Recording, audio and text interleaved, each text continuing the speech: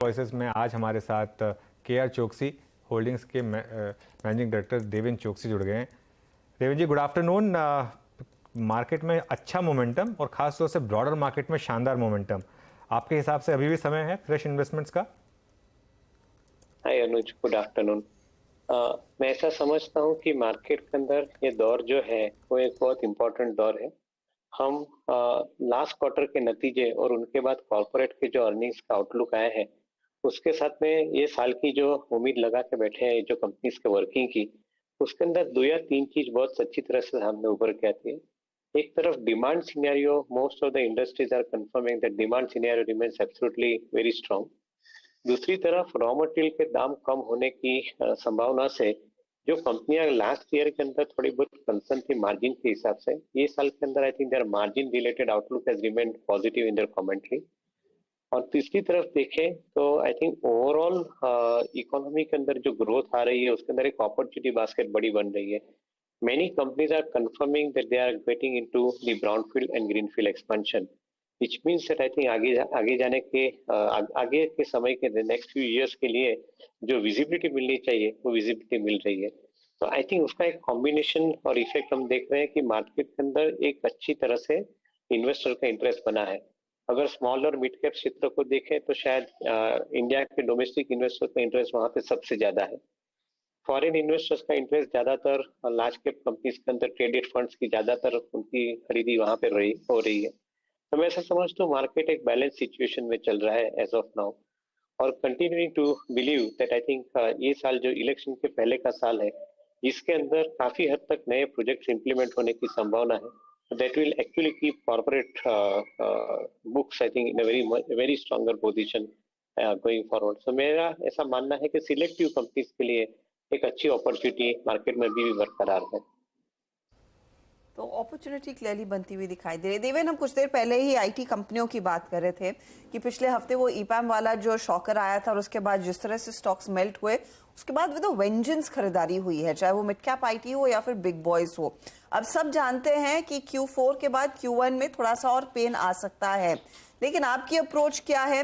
क्या ये सही लेवल्स हैं स्टॉक्स में पैसे लगाने के, या फिर ये भी थोड़े से अब बढ़ गए हैं ज्यादा? तो हर्षदा, मैं पहले से एक चीज की तरफ ध्यान बहुत नजदीक से दे रहा हूँ कि आईटी कंपनी के लिए जो समय है ये समय थोड़ा बहुत एक या दो क्वार्टर के लिए अनसर्टन हो सकता है because of the global environment. But अगर हम ये आईटी कंपनीज के भविष्य की जो बात करते हैं उसके लिए आई थिंक ये कंपनियां बिल्कुल सज्जाए तैयार है आगे जाने के लिए। क्योंकि जो हिसाब से ग्लोबल इकोनॉमी में बदलाव आ रहे हैं, आर्टिफिशियल इंटेलिजेंस से बात करें, मशीन लर्निंग की बात करें, क्लाउड कंप्यूटिंग की बात करें, ब्लॉकचेन टेक्नोलॉजी की बात करें, तो दरेक क्षेत्र के अंदर आई थिंक आगे समय के लिए काफी हद तक एक चेंज आ रहे हैं। और उसके लिए हमारी Indian IT companies are definitely I think right fit as far as I think their service model is concern. जो कंपनियां स्पेशलाइज बिजनेस की और है, जैसे कि हमारे मिड टियर आईटी कंपनीज के अंदर जहाँ पे इंजीनियरिंग सॉल्यूशंस को प्रोवाइड करते हैं, डिफेंस जैसे माध्यम को सॉल्यूशन प्रोवाइड करते हैं, even specialise solutions in the renewable area of energy और even for that matter autonomous vehicle, इस सब जगह पे जो कंपनियां निश रखती हैं उनके लिए डेफिनेटली एक ऑर्डर बुक अच्छी बनी है जो मिड टियर सेगमेंट के अंदर है। तो मेरा ऐसा मानना है कि मार्केट के अंदर कोई भी नेगेटिव न्यूज आता है या कोई भी अनसर्टनिटी की बात करते हैं और उसमें स्टॉक के दाम घटते तो एक अच्छी अपॉर्चुनिटी बननी चाहिए। जो फ्रंटलाइन आईटी कंपनीज है, इंफोसिस, टीसीएस जैसी कंपनी, जिसमें पर्टिकुलर इंफोसिस जो वैल्यूएशन के दाम से देखे तो काफी हद तक अट्रैक्टिव पोजीशन हुई है। मैं ऐसा समझता हूँ कि ये कंपनीज को बाय करने के लिए इससे बेटर मौका नहीं हो सकता है, क्योंकि जब भी अनसर्टन टाइम मार्केट के लिए चलता हो तो वो समय के अंदर आपको एक अच्छी अपॉर्चुनिटी मिलती है नीचे के भाव में बाय करने के लिए। मैं मान के चलता हूँ कि एक साल के अंदर 20 या 25% कमाने के लिए आपको नीचे के दाम में शेयर मिलते हैं, तो ये सबसे बड़ा आपके लिए अपॉर्चुनिटी गिना जाना चाहिए। ओके, चलिए ये बात होगी आईटी की। देवेन, टीवीएस मोटर पर आपका क्या व्यू है? एक वन वे रैली यहाँ पर, लेकिन क्या अब ये थोड़ा ओवर वैल्यूड स्टॉक है या फिर अभी भी यहाँ पर आप अगर इन्वेस्टेड है तो इन्वेस्टेड रहने की सलाह देंगे? तो अनुज, एलोकेशन ऑफ फंड के माध्यम से देखें तो आई थिंक जो कंपनियां इलेक्ट्रिक व्हीकल की तरफ अपने कारोबार को बढ़ा रही है उनके लिए आई थिंक डेफिनेटली मार्केट के अंदर एक अच्छी opportunity, additional funds are getting into those counters, so that is where I think I believe के वहाँ पे एक अच्छी तरह से मार्केट के अंदर एक्यूमुलेशन हो रहा है। अगर कंपनी के नतीजे के माध्यम से देखें तो शायद हम बोल सकते हैं कि इमीडिएट टर्म्स के अंदर जो प्राइस होना चाहिए वो फुल्ली डिस्काउंटेड हो चुका है मार्केट के अंदर। इलेक्ट्रिक व्हीकल के कारोबार को अगले 3 या 4 साल के नजरिए से देखना पड़ेगा, बिकॉज यहाँ पे करीबन वॉल्यूम अभी स्मॉल है और most of the electric vehicle ventures including of TVS motors they are yet to make profits and they will take time to make profits. तो मेरा ऐसा मानना है 3-4 साल का आपके पास नजरिया होना चाहिए, मार्केट के करेक्शन के साथ में आपको बाइंग करना चाहिए। तो ये एक अच्छा मुद्दा मैं देखता हूँ ओईएम की तरफ से देखना है तो। बट सबसे ज्यादा एक्साइटमेंट यहाँ पे ये है ऑटोमोबाइल एंसिलरी कंपनीज के लिए, क्योंकि अगर आप इलेक्ट्रिक व्हीकल के माध्यम से ओईएम कंपनी आगे बढ़ रही है तो automobile ancillaries are I think playing a major role at this point of time. So some of the select ancillary companies, to me, I think would remain relatively more appealing compared to slightly expensive OEMs at this point of time. Deven, पिछली बारी जब आपसे बात हुई थी आपने in fact defence कंपनियों पर रुझान तेजी का रखा था, और उसके बाद ये स्टॉक्स और आगे बढ़ गए हैं। क्या अभी भी ये आपके बाइंग लिस्ट में है? या अर्शद, आई थिंक मेरा एक कारण ऐसा है कि डिफेंस कंपनीज के अंदर जो कंपनी के नतीजे आ रहे हैं उसके अंदर 2 चीज का समावेश है। एक तो सबसे पहले आपको अच्छी ऑर्डर बुक के साथ में एक विजिबिलिटी मिलना, और दूसरी तरफ आपके प्रोडक्ट अप्रूव होते हैं तो उसके साथ में आपको आगे के समय का एक रोड मैप क्लियर मिल जाना। डिफेंस के माध्यम कारोबार के अंदर आपको समय लगता है प्रोडक्ट अप्रूवल के लिए, but once the product approval takes place I think it gives you the visibility for future years of business, क्योंकि गवर्नमेंट की तरफ से इंडियन डिफेंस कंपनीज को allocation of business is increasing further and further, so to a greater extent even under the replacement clause of I think some of the overseas supply is also helping many of the companies which are in the defense supply in a systematic manner. तो मैं ये जगह पे I think काफी हद तक positive हूँ।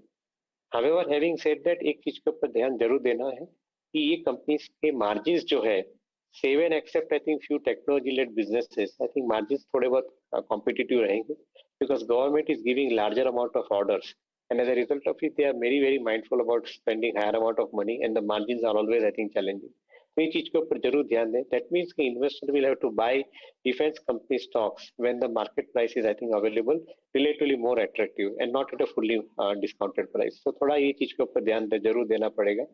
I think some of the technology led initiatives which are there, even though they may be smaller companies comparatively, I think वहाँ पे मुझे एक अच्छी अपॉर्चुनिटी डिफेंस में डेफिनेटली दिख रही है। देवेन, एक HDFC बैंक पर क्या इस समय मार्केट को वापस थोड़ा सा कंसर्न्स दिख रहे हैं, क्योंकि एक अच्छी रैली देखी थी हमने और पिछले कुछ दिनों में एक 7-8% की करेक्शन, जबकि बाकी बैंकिंग स्टॉक्स इतने वीक नहीं रहे हैं। मेरे ख्याल से अनुज, मैं समझता हूँ कि ये जब तक मर्जर कंप्लीटली एब्सॉर्ब नहीं हो जाएगा तब तक I think one or the other issues would come in form of I think valuing the bank and as far as I think the balance sheet aspect is concerned. On the long term basis, this merger I think remains absolutely very promising. But immediate terms के अंदर I think there are certain books items I think which may probably have its impact and as a result of it, market may find it slightly expensive at least in the near future. मैं ऐसा समझता हूँ कि ये समय है जहाँ पे अनसर्टेनिटी चलती है वहाँ पे इन्वेस्टर को बाय करने के लिए। अगर ट्रेडर बाय नहीं करते तो इन्वेस्टर को बाय करना है, क्योंकि 6 महीने 12 महीने के लिए आपने एक्यूमुलेशन किया है स्टॉक को, तो आगे के समय के अंदर आपकी एक बड़ी अपॉर्चुनिटी मिलती है कमाने की।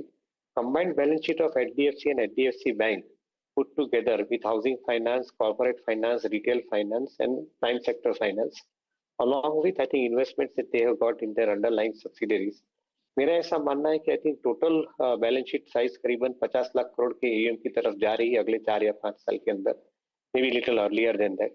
मैं ऐसा समझता हूँ कि I think this kind of proposition is an extremely strong proposition for somebody to buy into the stock when it is available at a slightly neglected valuation. So I would remain positive about it. Fortunately, the bank is realizing the need for upgrading their front-end IT infrastructure. और ये infrastructure upgrade होता है तो मैं ऐसा समझता हूँ कि their customer acquisition process will become far more smoother than what it is currently. So obviously, I think I remain positive on this possibility. Clearly एक अपॉर्चुनिटी वहां पर है, हर डिप में एक मौका आप ढूंढेगा। देवेन, कंज्यूमर डिस्क्रिशनरी स्टॉक्स में हमने देखा है ब्रिटानिया कैसे चला, HUL, ITC and the likes में एक अच्छी रैली देखने को मिली।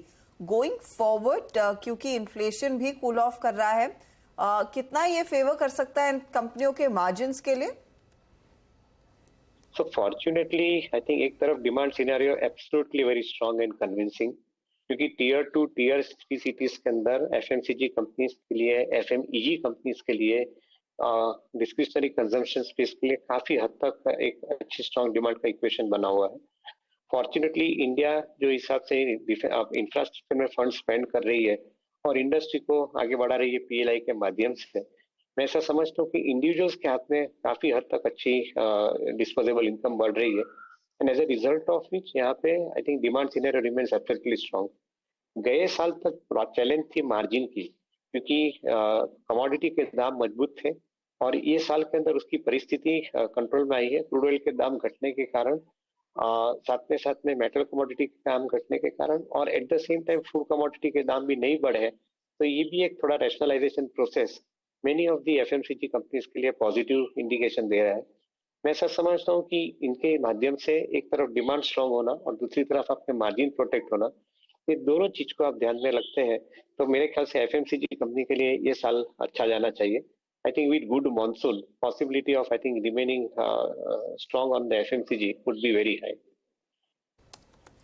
देवेन, आपसे इजाजत लेंगे, मार्केट पर सब कुछ ही मिनटों में बंद की तरफ जाएगा तो उस पर भी हम थोड़ी सी बातचीत कर लेंगे, लेकिन बहुत बहुत शुक्रिया हमारे लिए समय निकालकर अपनी राय देने के लिए आज मार्केट्स पर। Speech mid cap index